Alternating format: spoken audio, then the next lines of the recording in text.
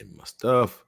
But hey, we are live and welcome back to another episode of Civil Discord, your weekly dose of radical curiosity. I am one of your hosts, the notorious BLG, the one who knows nothing about anything and lives under a rock and has life going on. Maurice Jones out here in the People's Republic of Texas, where it has been raining all of last week, which is great. We are no longer, I'm pretty sure we're no longer in a drought. My yard loves it. I've officially surpassed into the world of old men who talk about the weather and discuss when it's going to rain and when we need the rain next time. And every time it rains, we said, good, we needed this. I'm Yeah. officially that old man, that old homeowner. We're there. But with me, as always, here more often than I am, is the great Amanda Ajax the Griff, the supreme overlord of liberty out there in People's Republic of California. Amanda, how's it going? It's going all right. Yeah, no, I moved slightly back in my apartment because Mhm. as many people know, this is fascinating content. As many people know, we record when the sun sets, and I have a window that just spans the entire wall. My wall faces west. It's a beautiful view, but it Right. gets hot and it gets really sunny, really bright. So I moved back, and then I realized that there was still light coming in. And so people are just saying, well, Amanda, why don't you just, get the blinds down? Well, the issue with that, my friends, is that this is an old apartment. And because this is a California apartment, like all the blinds are slat blinds that you pull across, which are Oh. the least attractive. I don't know why apartments do this. They're the least attractive. And then I have some of the slats have fallen, and the slats that have fallen are the ones that are covering the light that would otherwise be in my face right when Mm, we record. So I right. have to go back and forth and like, oh, is this gonna work? So one of them's fallen back down again. Now I put it back up, but it's not the one that's covering my face, and it's gonna move to the other side. This is the content you come here for, ladies and This is gentlemen, right exactly why you're here for sun and rain, how weather operates here in the United States, Texas, where nothing has been happening for the past week. People have been civil. People have not been arguing on social now. media. Um, People have not been clowning Christians, Christian conservative takes, and things of that nature. No, none of that's been happening. We've been living in peace, and we've been having great dialogue around specific conversations, and people are not overstepping their bounds as, let's say, hypothetically, President of the United States. I don't know. None of that's been happening over the past couple of weeks, but um, it is what it is. No, if you cannot feel or hear the sarcasm in my voice, I'm being very sarcastic. Okay. I feel like I do a good job of sarcasm, but I'm being very sarcastic. So, so if you were living under a rock, as I am not, at least not this week, um, Joe Biden came out and discussed his plan for student loan debt cancellation up to $10,000 for those people who are making less than $125,000. And if you're married, it's $250,000. And then an extra $10,000 if you receive the Pell Grant. Yes, the Pell Grant that I feel like most people received, depending on where you were as far as your financial aid and FAFSA. Um, that being said, before we get into this conversation, I just want to preface it with this. I, Maurice Jones, am still paying on student loans. I am. I am. And then again, I will say this. I, Maurice Jones, will be affected by this student loan debt cancellation with $20,000 of my student loan being canceled. I'm just throwing that out there. So I am one of the people who this will be affecting because my loans are federal. They're federally subsidized student loans. Um, and yeah, so just prefacing it with that before we get into this take and everybody say one thing or another. If you think you know how I feel about the situation, most people don't or whatnot. I feel like most people would, at least listeners to this podcast. I think they could assume what I'm going to say. But if you don't know me, do not assume my thoughts about the student loan debt cancellation, and we will move forward. Amanda, Your Yeah. thoughts about You everything know, that's I going was on, going what's to say, I happening? think we're almost exactly in the same boat, except I would be paying off student loans if I weren't acquiring more debt presently. So you pause your student loan payments when you're in school. Right. So I'm just mounting debt on debt, and it's funny because again, you ladies and gentlemen are saying, "Oh, Amanda, I thought you were a fully funded PhD student." That is true. Full funding means they cover your tuition and fees, and then Hmm. they pay you a little tiny bit to teach. And that does not cover anything. Does not cover cost of living, and I knew this Right. going in. And I'm sure my parents are very happy that uh, this is the first time that I've been at a public school, because I was at USC and then I was at U Chicago, and the cheapest education is this one. It is, and it is the one for which I would not be necessarily in the red so much anyhow. Hmm. Um, yeah, no, suffice to say, I am curious as to your thoughts. I imagine there's some conflict with it. I remain curious about the structure of this plan, because would it hypothetically, there's still some questions about whether it's going to pass constitutional muster. Right. Would it hypothetically go into effect immediately? Because there are a lot of people, right, who right after they get their degrees are not making a certain amount of money, Right. which is this. There's a cutoff for when you are not able to receive that forgiveness anymore. Right. So presumably, like, that would hopefully change, or does it, like, when does it stop? Because initially when you graduate, you're not making a whole lot of money, and Right. then hopefully you start making more. So do you then have to start, I know you wouldn't, but do you have to start paying it back? Or if you like get a really good paying job, do you want to not take the job right after you get out? I'm serious, right? Like, if you're going in the Silicon Valley, can you be like, just hold up, wait a minute, Right. can you wait for the student loan debt thing to kick in, and then I get 10K knocked off, 20K knocked off, and Right. then you can start paying me six figures? I don't understand it. But I am curious about how you're feeling about this, because in the immediate term, right, one would imagine you would be positively affected. So what are your thoughts? 100%. I mean, I would 100% be positively affected. I mean, not necessarily. It's over the past couple of years. It's not that big of a deal because there's been no interest on student loans for the past 2 years.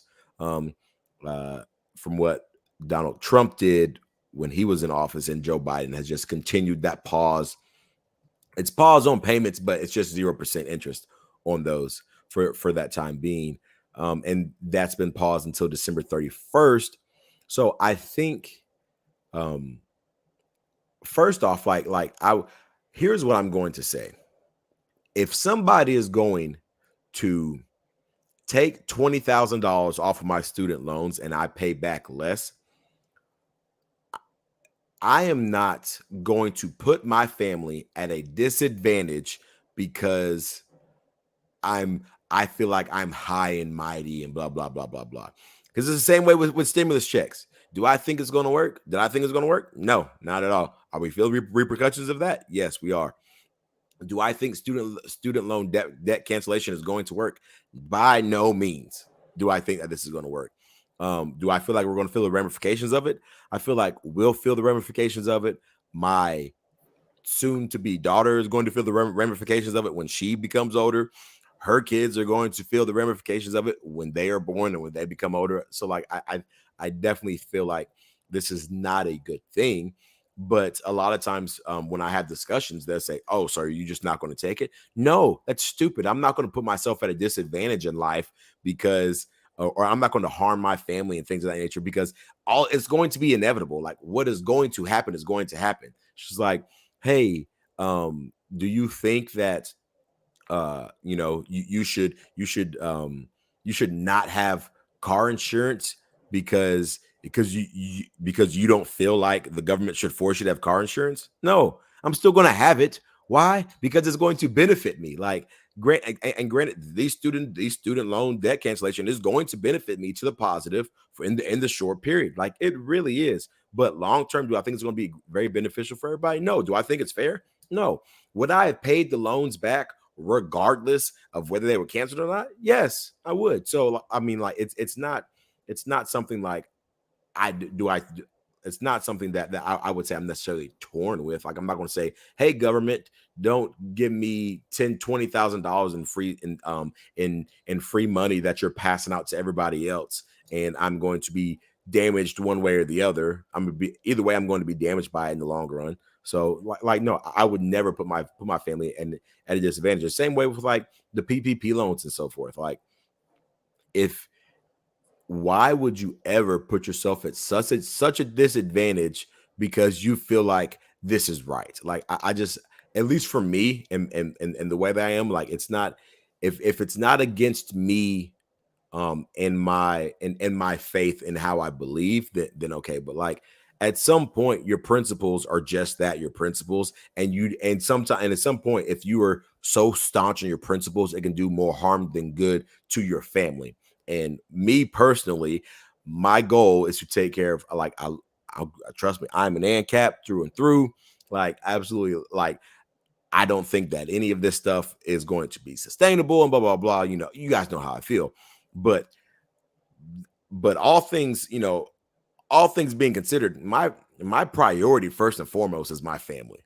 And so if I'm going to do something that's going to allow my family to get ahead in the short period of time, or I'm going to do something that does not cause my family to be at a disadvantage even in the short period of time, then I'm going to do that. Like, it just is what it is. It just is. See, you and I have had different reactions to these types of things, and I want to go back to I guess the summer of 2020. Mm-hmm. You mentioned the stimulus. I don't even want to call it a stimulus check.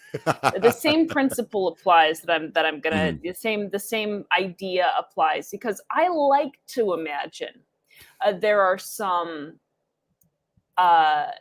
libertarians who are conflicted in purpose right now and conflicted in principle. Right. And I have been and remain one of those. I was in 2020, the summer of 2020. My father will tell you that I was trying to figure out a way to refuse the check that the government was going to send me. This is someone who was just leaving their job to move across the country to start a PhD program in the most expensive city in the ever. And knowing that.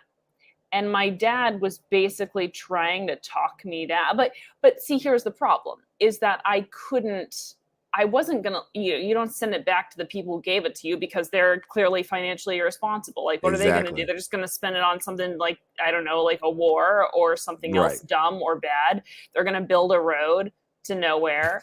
I don't know. So you don't send it back to the government, even if you could, right? Right. So I was thinking, do I give it to a charity? What charity should I give it to? Was it, it's going to be a problem if I try to write it off my taxes because of money and my dad, my poor dad, he had to reason with me about this. And I was adamant and I was apoplectic and I was that person. I was not going to take this because this was about principle. This was about the principle, and principles are more important than my petty life. But I was going off, and really was. We love it. And yeah, no. And he said, okay, Amanda, here's what and this is a fantastic idea, and I recommend everyone do this. He said, make a spreadsheet, which is always a great idea. For this, that's immediately, you want to say the words that are going to calm a libertarian down.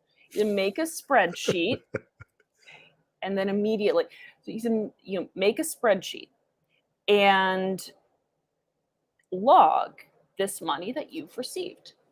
And over the course of time, you're going to receive more money from the government. He was right. Over the course and you're going to receive more money from the state, and you're going to receive benefits from the state. Log these items And then, as you are able and when you are able, figure out how much of your time that money is worth. And some of it can be direct, like via charitable donations, but some of it's figure out how much of your time that money is worth, and then give it back to society through volunteer work, pro bono work. You pay off this debt that you can't send back, even if you could send it back. I was not in a financial situation.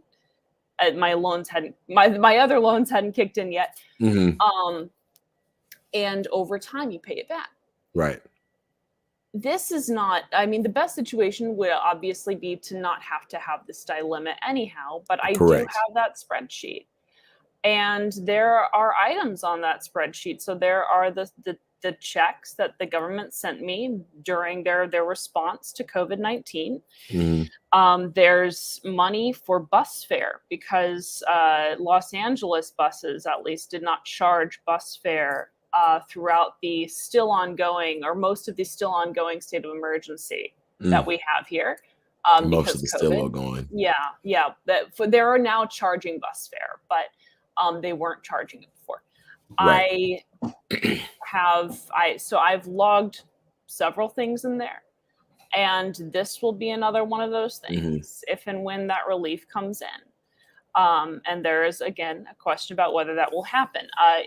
If it doesn't, if Biden's proposal is struck down, then Congress might try to do it, but I don't think, if Republicans take Congress, I'm not sure how that would happen. And Nancy Pelosi on April 22, in fact, said that President Biden wouldn't be able to forgive student loans. What he's trying to do is trying to say, I love this. He's trying to say that he has the power to forgive these loans under what's called the HEROES Act, which basically means loans can be forgiven or suspended during an act of war or some kind of emergency. And he's like a pandemic. So basically, he has to claim that this is that he's doing this. He is performing this action, this executive action, as a result of the financial hardship caused by the COVID-19 pandemic. We can get into whether it's really more the policy response, the COVID-19 pandemic. But if this is a response to the financial hardship caused by the COVID-19 pandemic, isn't it liable to create more financial hardship? Because what created the financial hardship in the first place, if I'm not mistaken, were some of those other checks that made it onto my ledger and some of the other policies that the government instituted with COVID-19. Right. So I'm quite confused about all of this. But that is my suggestion to anyone who's wondering, okay, do I accept this money? Is you make account of it. You put it on a ledger and you pay it back, but you pay it back to society. You don't pay it back to the government. You pay it back through donations, through volunteer work, through doing something that is meaningful to you. Exactly. And yes. And so No, I 100% agree with that. Even for our stimulus checks, we put them away and started investing and things of that nature, and which is all fine and dandy and whatnot. But when we have time, we're always my wife and I, we try to do our best to give back, whether that's helping out with like homeless societies that are here in the Houston area, which I'm part of. One of the groups that I'm a part of, we actually go, I want to make sure I have this right. It's every second Saturday of the month. They go up there and we have like, providing clothes and things of that nature. During the summer and whatnot, we go and we mow the lawn at a local refuge for women who have been who are getting out of the sex trafficked arena or whatnot. So there are plenty of ways out there to where you can say, okay, hey, I'm going to take this time, whatever my time is worth, and give that back. Now, you could just do it out of the kindness of your heart as well too. And this is just icing on the cake as far as all that's concerned. I mean, I know for me, I'm like, hey, if you're going to forgive my loans for $20,000, I'm going to put that, I'm going to imagine, okay, I'm paying. Those are loans that I will continue to pay to someone else. I'm going to pay that to myself and give that to my daughter, and maybe that sets her up for 18 years, 19 years down the road when she's graduating college or when she's graduating high school and wants to go to college or wants to go somewhere else. Hey, that's additional funds that she could have that are actually going to provide value somewhere in life, as opposed to just here we go, and when I first heard this policy, I was thinking, I was like, okay, like, if I looked at it like this, like if somebody was going to offer everybody $1 million and you knew that $1 million was going to make everything just that much more expensive, like, would you take it? But not Yes or even no? everyone, right? Like people who are already more likely to be making more money. Right. Exactly. So you're offering this money to everybody, and you are one of those people who is being offered to. That only of the people who this money is being offered to, you are one of 5 who are likely to turn it down. So are you going to just turn it down, and then now everything in your life you are set back because you were living on this principle of this, or are you going to be able to accept it and then do what you want with that, to be able to make people around you better, to make your life better, to be able to say, hey, in spite of all these bad things that are going to happen, I'm going to brace myself for all these future things that are going to happen. So I know that inflation is going to skyrocket. So what can I do to make sure that I try to outpace inflation here in the short term? Now, I'm gonna be honest, I didn't know inflation was going to be close to 8-9%. Like I was not thinking that. I mean, I was thinking, 6s and 7s. I wasn't thinking 9% or so forth. But, are you making investments that will outpace that, so you are able to maintain whatever lifestyle that you have and so forth? It's something that I've definitely changed my mind on since becoming a libertarian, because I've had to learn that regardless of my principles, what world do I live in? Am I living in a world in which I'm going to hurt my family because of my principles, and cause turmoil with my family and so forth? Or am I going to do honestly what is best? Look out for me in number one. I won't say me in number one because it's because of my faith, but am I going to understand that my wife is my priority? My future daughter, my future children are my priorities, and I make sure that they are taken care of, because in my faith, this is not where like we are aliens into this world as far as all that's concerned. So which is crazy enough, because I see this post going around, and of course Amanda and I are not on the same as far as of the faith that we subscribe to, and that, like, we don't, that doesn't dictate how we operate and whatnot. But I saw some a lot things are of similar. Some things yes, are so you like yes, you got the first book we agree on. exactly. I mean, the Torah, like, I'm like 100%, like, yes, and so a lot of times, like, I was seeing, I mean, all kinds of things, like, hey, you Christian conservatives, even though I wouldn't really label myself a Christian conservative, but there's a Christian conservatives, they better not be out here, they're out here talking mess about student loan forgiveness when your entire faith is based off the premise of somebody paying your debt, which part of that is true. I will say, like our faith is off the premise that somebody paid our debt or whatnot, that we don't have to pay anymore because of something they did. But that's a horrible comparison, because that's something that was voluntary. Like, when you were forcing student loan forgiveness and you're forcing the ramifications on everybody else that had no say in the matter, you can't really compare the two. That's like you saying, hey, you got to hold. So again, going back to whole Christianity, that's like you holding the gun to Jesus's head saying, you have to die on this cross to pay this debt. It's not a choice. Like, that's not what happened. And I see people all the time talking about this. I was just like that just shows to me that you do not understand. There's a breakdown as far as your understanding of what the student loan debt cancellation actually is.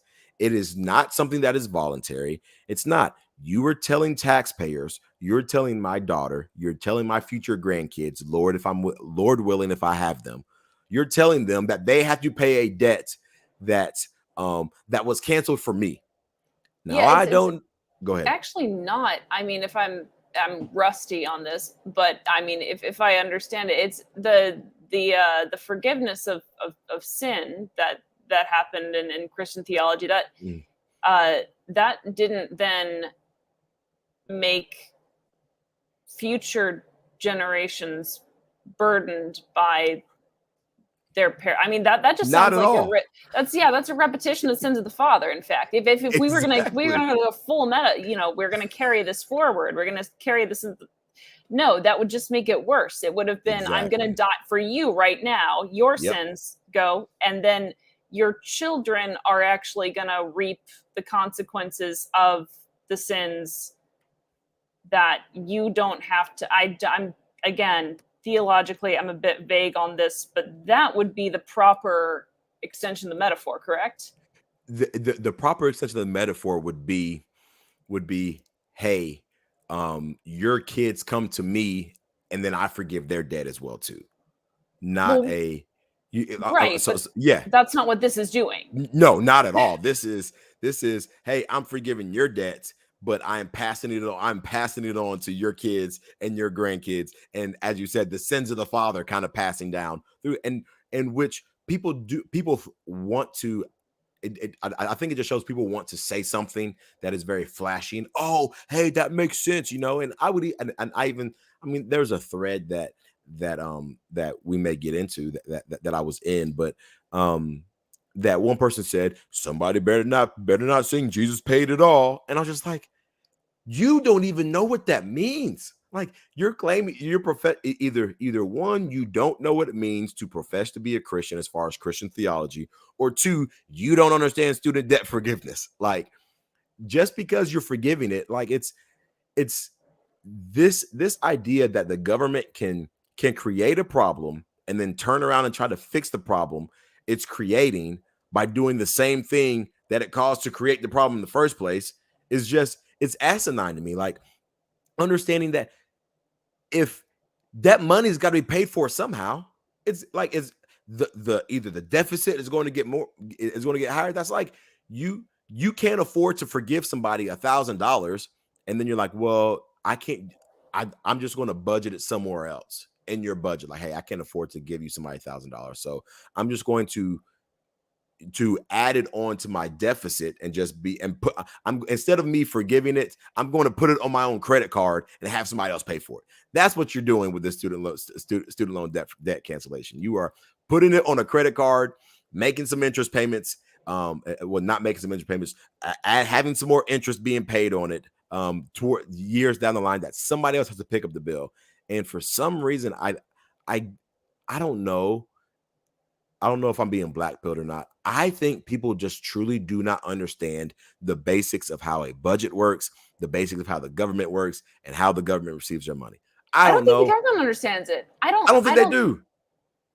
Anytime you say that something is free, the vaccines were not free. Okay, they were not free. Yeah, the stimulus just were that was the worst thing ever, because not only it would have been bad enough. It would have been bad enough if it came from taxpayer money, the stimulus checks. Mm-hmm. It wasn't even that.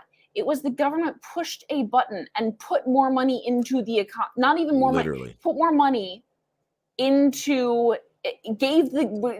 Wished more money into existence. Exactly. And then it existed. And then I'm not making this up. And then the government said, okay, and then everyone gets a little bit of this extra money. Yep. It's a helicopter drop. It's nuts. They create, again, and the government does this all the time, by the way. This is, I mean, you talk about printing money. The money don't even print it anymore. You push a button and the money shows up on a balance sheet. So that's how this happened. It would have been bad enough. And so then we have the tax of inflation that creates. Again, it would have been bad enough if there were that immediate tax, right? That now taxpayers have to pay it off. You can make it, No, now we have a long-term tax of inflation, which redounds to everyone. Yep. And now this not only do you have the inflationary aspect of this, you also have the fact that yes, this will disproportionately benefit people who have higher incomes. And Literally. it will fall, the burden of all of this will fall on people who have disproportionately lower Yep. incomes.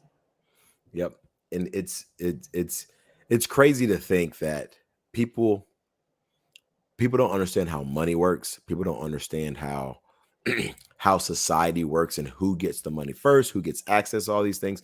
You're saying, well, but Maurice, but Amanda, like, if I'm making if it's I make less than $125,000, that's not going to affect you. I'm like, no. I mean, and like you said in the very beginning, if I'm somebody who's going to come out of college, if you fresh out of college are making $80,000 a year, at least in the state of Texas, you're doing very well for yourself.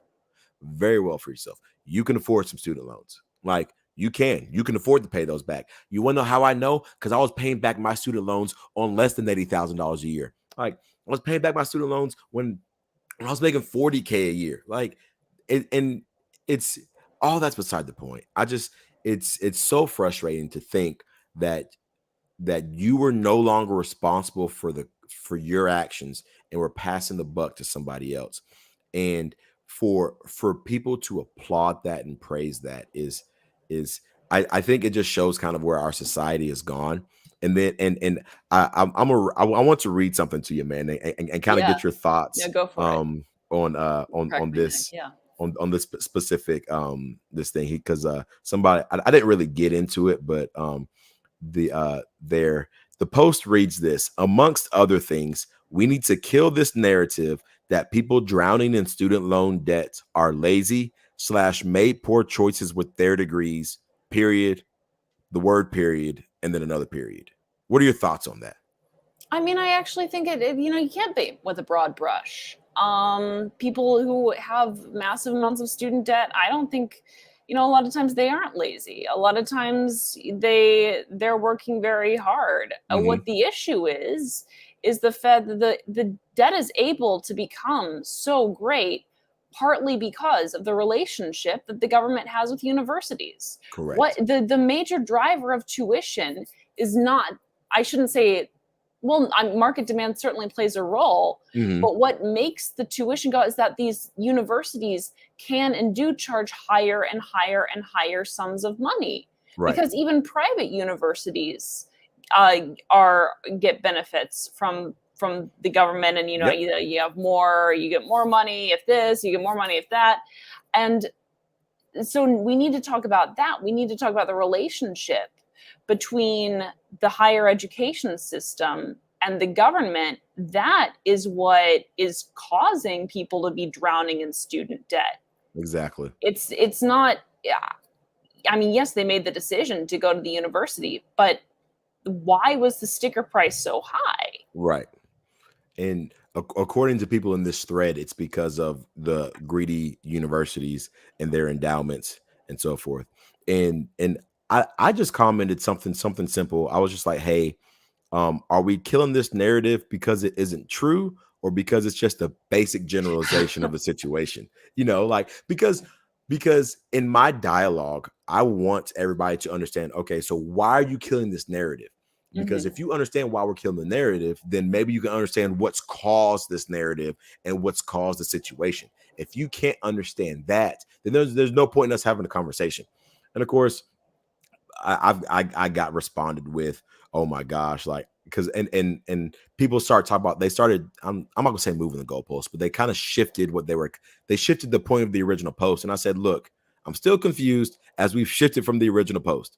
Are we saying that people who are drowning in student loan debt didn't make poor decisions with their degrees as they picked degrees that wouldn't pay them enough to repay debt? Or are we wanting to kill it because it's a generalization and we shouldn't speak in generalizations? Or are we saying both? Like, hey, both of those are the cases. Like, like everything is a case by case. Maybe you do have some people who are working hard. They're working their 2-3 jobs and they're working themselves to death to try to make sure that they are paying off their student loans. Or you do have some people who are saying, I'm not paying those back. Like, I'm just not going to, because you do have both. Like, you've got people who I mean, I know some people who are saying, I'm just not gonna pay him back. Like, whatever. I mean, I can't, like, even if I file bankruptcy, they're still going to be there, which is very true. Which that's another topic, a different another discussion for a different day. But I mean, so there's this broad thing, and somebody finally responded and was like, well, I think that's an oversimplification. And I said, no, that's why I put my caveat in there of like, or maybe it's some of both, like, because it can be. um I just want people to understand that if we go about the student loan debt cancellation, you can't paint with just like we can't paint generalizations as far as, hey, this narrative is painted with a broad stroke or whatnot. You can't say everybody just needs their debt forgiven and then moving on. You know, if for some reason you wanted to do it, there should be and again, I'm not asking the government to do any of this, but if I were forgiving somebody's debt, I probably would treat it like a scholarship and say, okay, maybe you need to apply to this and say, tell me why you need your debt forgiven. What are you doing? Have you been showing the efforts to pay this back? Have you been doing specific things? Because if that's the case, you should be more likely to receive it.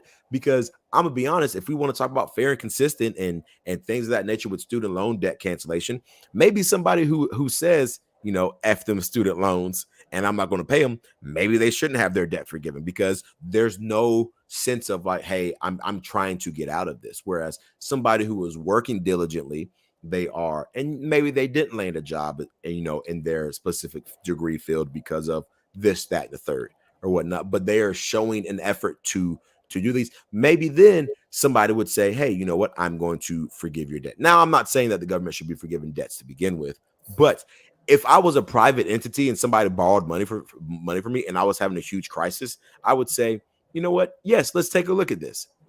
How about you apply just like you do scholarships and you tell me why your debt needs to be canceled, at least 10,000, 20,000 of it or so forth, and then move on or whatnot. And then I can address it an individual by an individual or whatnot. And then, hey, okay, you don't qualify because of this, but here are some ways that you can improve to qualify next time you apply, and so forth and whatnot. Now, again, I think in a private industry, that is probably something that could happen.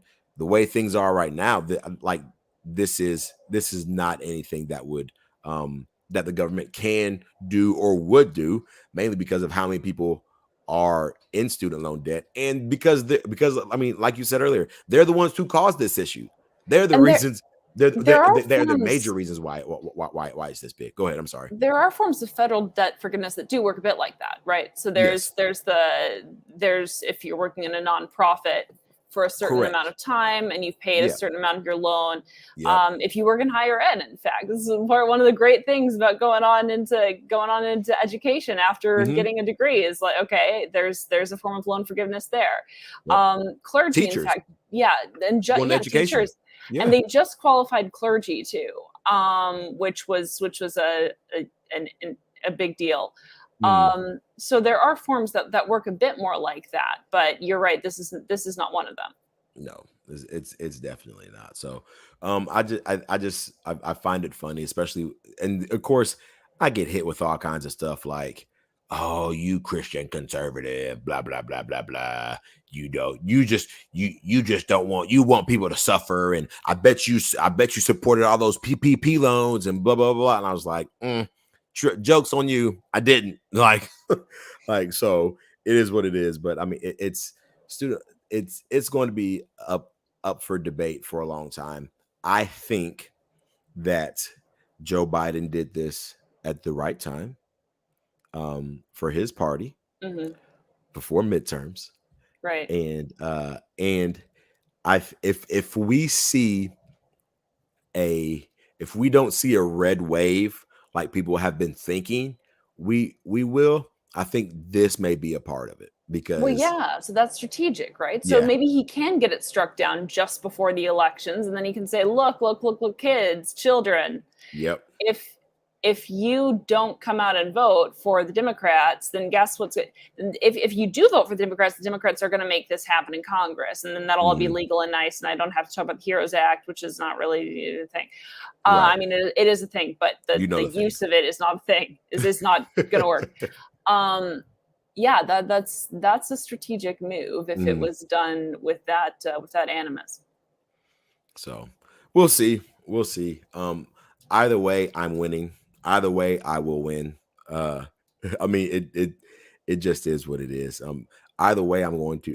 I mean, I've got more than $20,000 of student loans to finish paying off. But I mean, either way, the government is going to get their money from me via taxes, via the student loans and so forth. It is what it is. Whatever they decide to do, I'm going to be all right. It is not anything that is under my skin. Yeah. Speaking of governments and how they operate and things that should be honestly bad. The CDC has decided to what do you call her? Rochelle, speaking in a personal capacity, Walensky. Also, Rochelle speaking in a personal capacity, sense of impending doom, Walensky. I basically would take all of her best sound bites and yeah. Gotta put it all together. There's a lot of things happening. There's a lot of things happening. As opposed to, I mean, the article discussed. This article just talks about how it's the CDC missteps, as it's called, the missteps. But I will say this, I'm called Nostradamus Jones on the regular. The CDC admits to being wrong about natural immunity.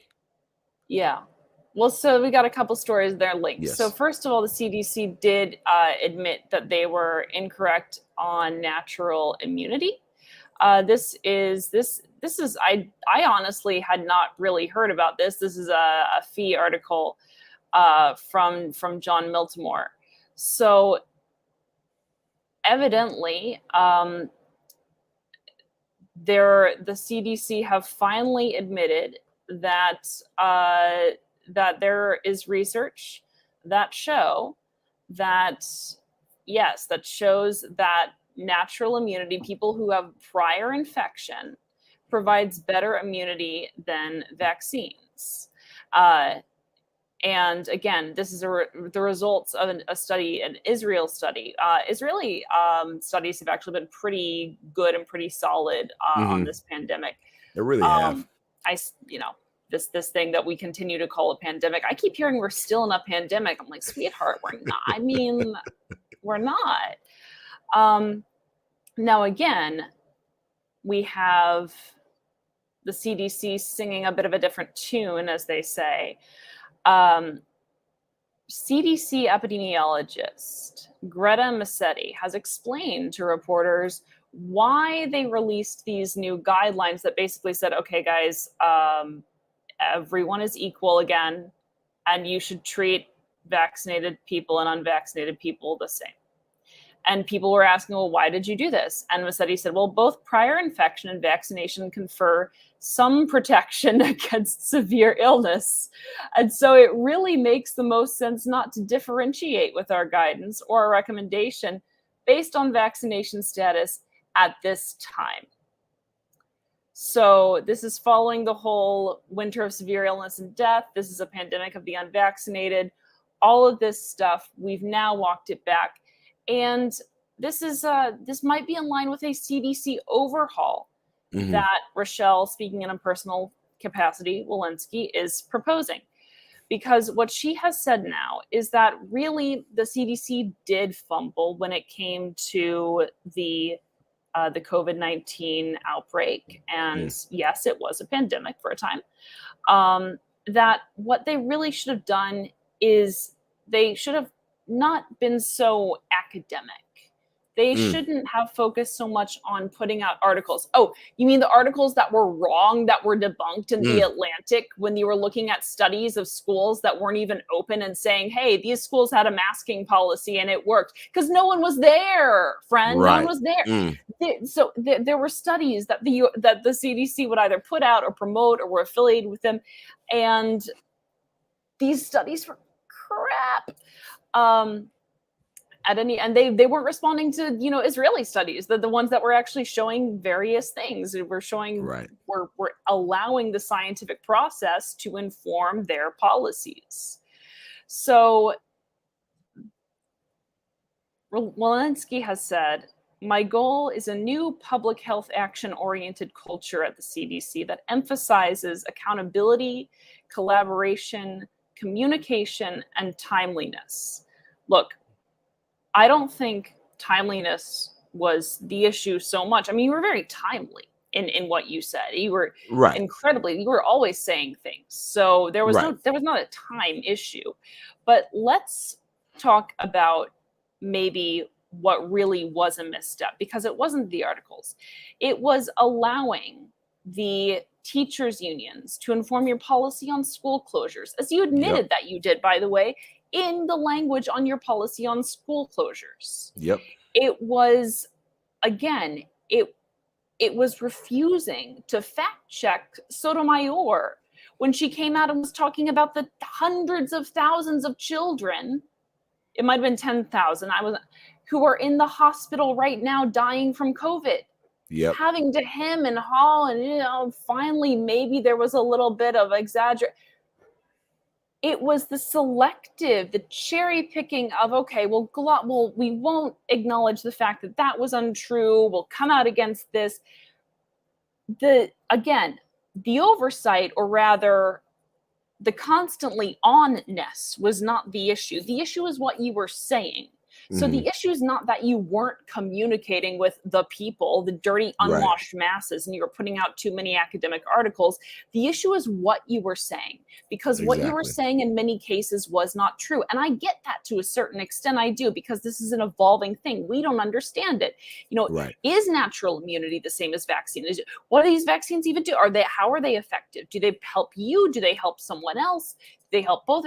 We don't know. So I get it. I get it that people are wrong sometimes. And rather than saying, based on the best information that we have at the time, Mhm. no, it was foot down, adamant, this Literally. will keep you from getting COVID.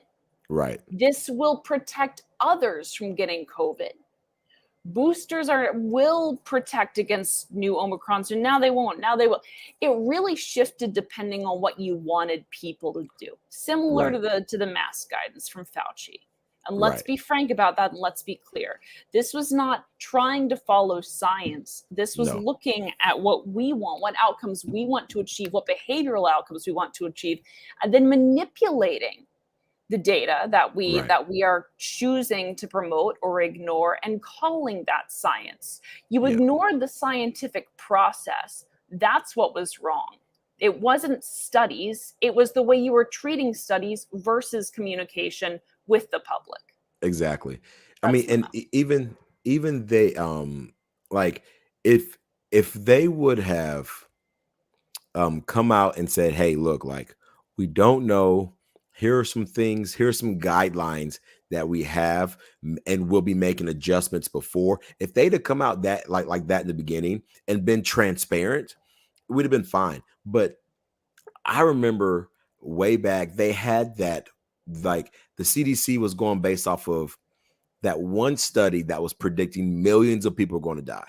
Uh, I can't remember what the name, like which which uh which study that was, or whatever they used with that, but they were going based off of that. And when everybody was just like, okay, the variables here are kind of off, Oh no, that was like the model. That was the model from the same guy who said that we were all going to die from bird y- flu. Was that from the guy in the yes, UK? I'm not even joking. There was this guy. yes, He just puts out catastrophe studies all the time, yeah, and one of them was that we were all going to die from bird flu.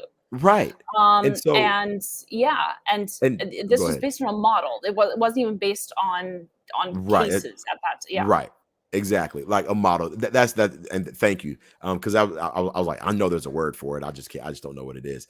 And so when you're basing stuff off of that, and then you're so hard nosed on that, and then you go from, hey, with you and Dr. Fauci, hey, don't wear mask, to, hey, we need to wear mask, to now we have to do this and we have to do that, and we like trust us, and we are the be all end all.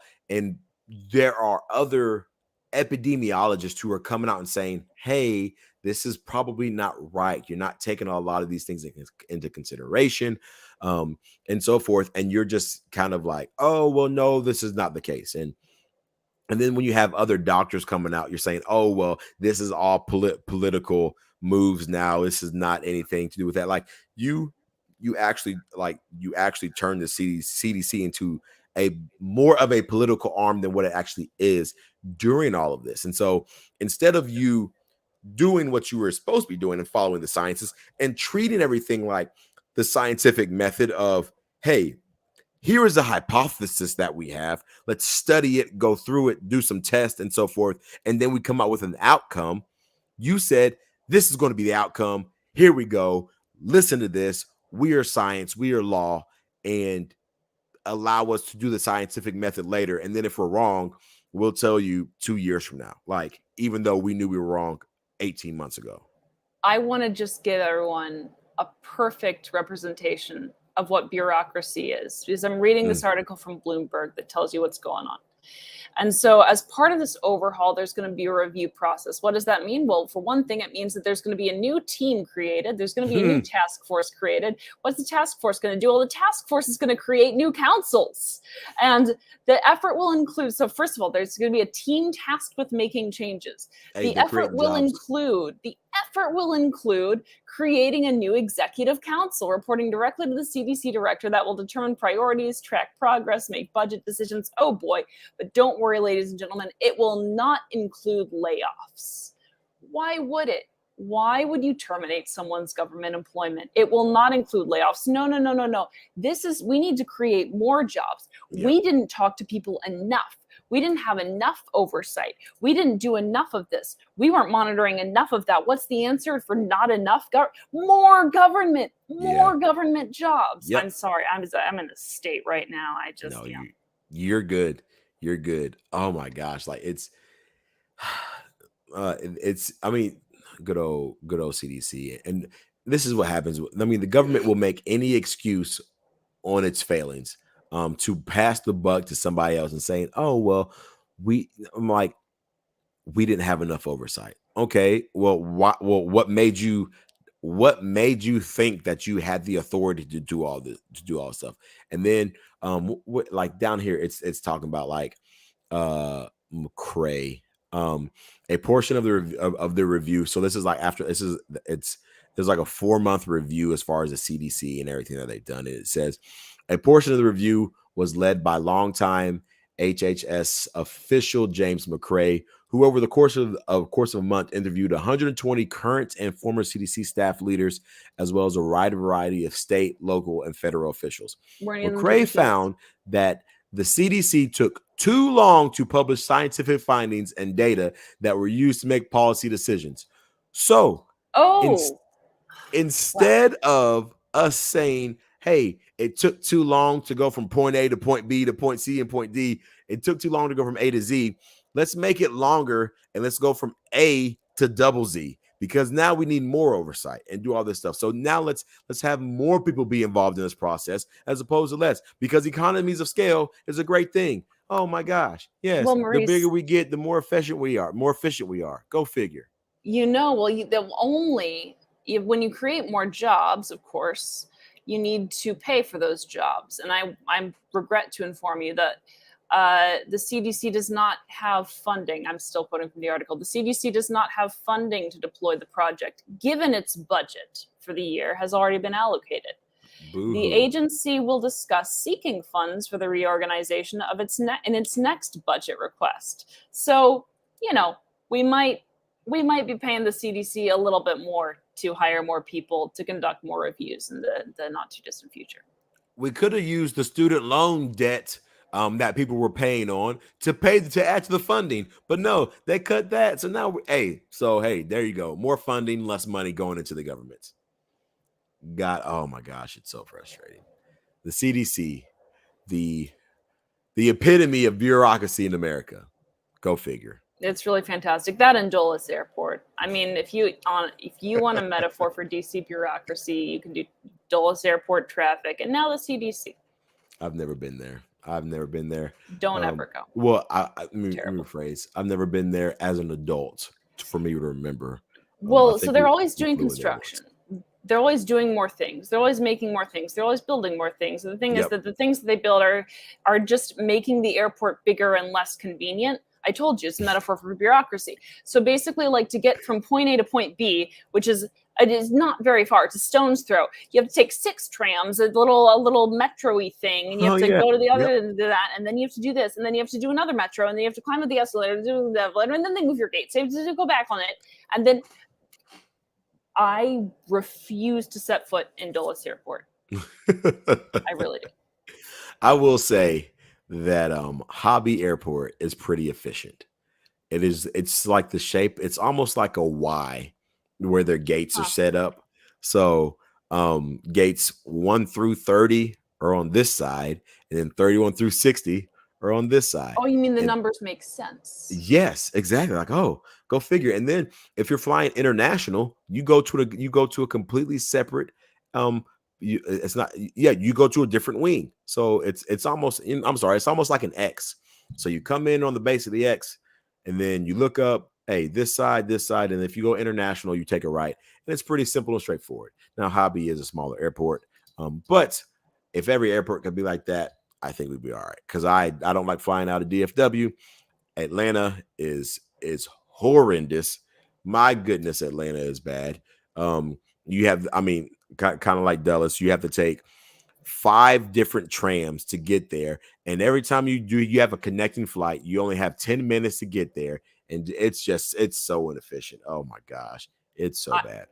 I think we could do an entire podcast on just the best, the best and worst airports, or like the worst airports and their alternatives. All I will say is, because I want to recommend solutions to the people in this podcast. So instead of Dulles, I always try Reagan. Instead of O'Hare, and it's sole single one único domestic baggage claim. That's for the entire airport. Oh God. Instead of that, it's O'Hare, ladies and gentlemen. Okay, O'Hare one. Okay, instead of that, Midway. Midway is amazing. Why are you not flying through Midway? Why are you not flying in and out of Midway? It is the best. It's very cold. I will give you that. It is an absolute meat locker, and I get to transfer through Midway again when I fly to DC again soon. And I will be freezing, but that's okay because it's Midway. Instead of LAX, LGB, my friends, and I shudder to say this because it is still such a well-kept secret, and I don't want to give it away, but I still think, we've got a little niche podcast, so maybe we don't have too many audience members who are going to ruin my LGB experience every time. Those are my 3. Those are the cities I fly in and out of, and those are the replacements on which I've settled. Boom. You heard it here. You're welcome. You said LGB. LGB instead of LAX. LGB. That's the way to go. That's the way to go. Well, and fly Southwest, people. Well, we'll do it another time. Just stop lying to yourselves about the quality of your flight. Fly Southwest. Yes. Always when you can. Fly Southwest. Do it. Yeah. Get you a little a Southwest card, earn some points, and get that free companion for a year and a half. Whatever you got to do. No. But that guys, thank you so much for listening. Thank you so much for listening about our banter about airports. Thank you so much for listening to us vent about student loan debt cancellation and how it is or it is not going to happen, and the conspiracies behind that. But please leave us a 5-star rating and review on Apple Podcasts or wherever you catch this lovely little podcast. Follow us on social media. Follow us on Twitter at Civil Discord Pod. And then follow Amanda as well as Ajax the Griff right there on the screen if you were watching. Follow us on Instagram at Civil Discord Podcast and at Call Me Maurice, like the Space Cowboy. make sure you subscribe to our YouTube channel. Again, we go live. We strive to go live once a week. Depending on how the week works, we are busy, but we go live at least once a week to record these lovely episodes. Subscribe to our YouTube channel. Share this show with a friend. Leave us a comment. Leave us a review on our page. We absolutely love it, love it, love it, love it, love it. I feel like, am I missing anything? No, I think No. you're good.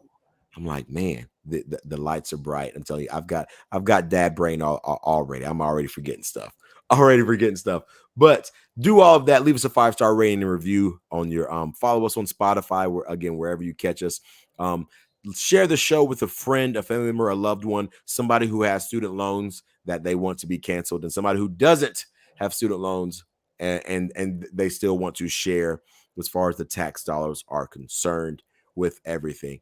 Do all of that, and we will be back again with another episode. I don't know if it's going to be directly next week because I do have a pregnant wife, and we may have a sweet little girl by next Sunday. But if we don't, then maybe we'll be back. But if we do, then it'll probably just be Amanda. Just gonna say, but do all of that. By the way, it's gonna be great. I'm so excited. Yeah, I'm so pumped. Nursery's ready to go and everything like that. And I will bring her on the show at some point in time, show her beautiful face. Honestly, probably just a picture. But do all of that, and we will be back again with another episode of Civil Discord, your weekly dose of radical curiosity, because I missed it in the beginning of the episode. Until next time, y'all be easy. And stay fierce.